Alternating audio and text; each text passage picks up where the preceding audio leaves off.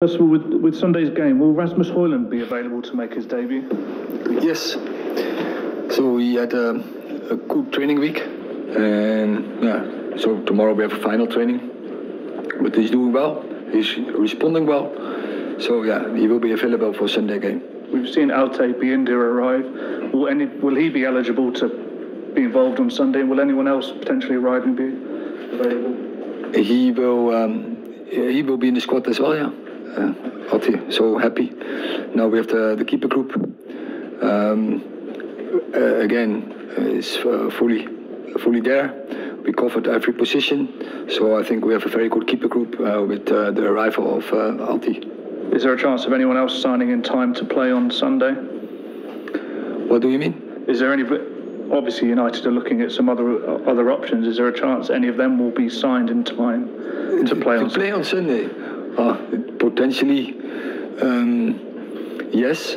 Potentially, yes. Could be, but then we have to request it by now.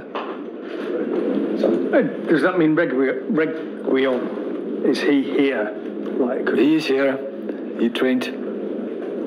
So he will be available for Sunday as well? Yes. Right, okay. Just in terms of, we're told about Amrabat, and the midfield option, that's moving close. Will that give you the squad that you know want? That? Well, I mean, people in Florence seem to think that's true. Oh yeah, but there's so many rumours. But it's nice,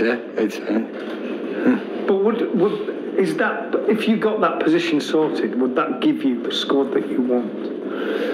I think yes, we have done good business. We constructed a strong squad, and we are ready to go into the fight.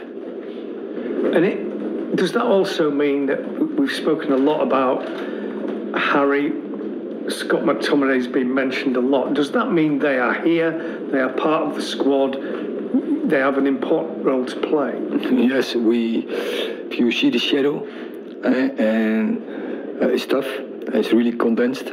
When you see last season, World Cup, crazy season, the season takes longer. 2 weeks, we played the FA Cup final 1 week longer. We had a short break where we really condensed pre-season again. So we need numbers, but also need not only numbers. You need also the numbers have to be quality. And I think with this squad we have the depth and we have quality players in, and we can be variable in variety systems, and we are happy with it. And what I said, we are ready to go into the fight. Also Bayinde, what do you like about him? He'll be the first Turkish player to play for Manchester United as well, so a big moment for Turkish football fans as well. Yeah, we followed him, we scouted him very intense, and we think he has the skills that he fit in Man United, fit in English football, that he has the skills. So we are really glad that we signed him, and we are confident that he will make a lot of progress in the coming period, the coming years, and he will be a huge contribution to our game. And you mentioned Sergio Reguilon has trained with the club. What qualities will he bring in that position? Is he up to being thrown straight in and replacing a fullback immediately? He's a very experienced player. A player for big clubs, play already a lot of games in La Liga, in Premier League.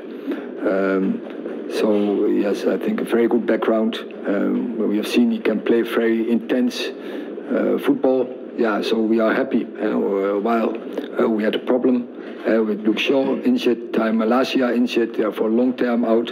So I think we responded very well on that emergency situation. And Sofian Amrabat, I know he's a player you worked with at FC Utrecht. Again, really a player who could make a difference this side? I can't tell, because I don't know if we can sign. So if we have news, we will report it immediately. One more, if I may. Andre Onana, quite cryptic on social media about whether he might be playing for Cameroon and coming back to the side there after withdrawing from international football. Do you know any more about that? Because obviously the Africa Cup of Nations is in the Ivory Coast this year in January, and there'd be an impact if he does play.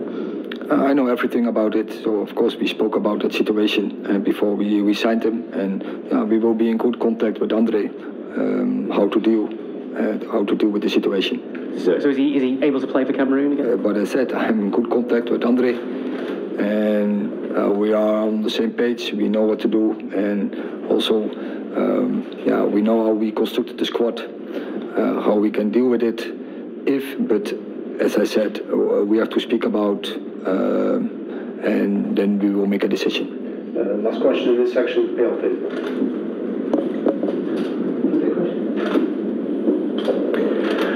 Hi Eric, historically games between Arsenal and Manchester United have been big games. What are you expecting from Mikel Arteta's side, and what have you made of what they've done to their squad this season?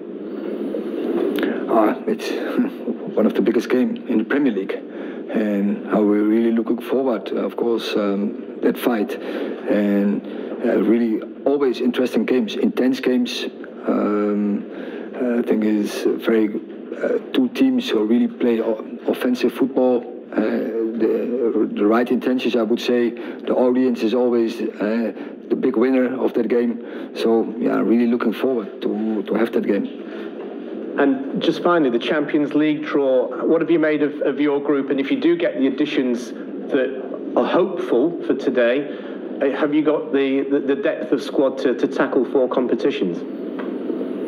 I think, but therefore we need, as you say, we need the depth to go into the 4 competitions, but also our players, the most of them are international players for the nations, so they will go all over the world. So we have to cover that. We have to be prepared for that situation, that we always can put a competitive team on the pitch.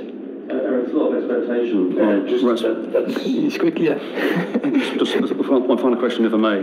For this section? Yeah. There's a lot of expectation on Rasmus Højlund. Are you expecting him to make an immediate impact, or do people, fans in particular, you and the coaching staff, have to be patient with him? Because there's a big focus on him, isn't there? It's a big spotlight. I think for every player, it's a big spotlight. At United, you have to perform. And so in every position and every player. Is he fit enough to start this weekend, would you say? Or is that too soon? I think he's ready to start.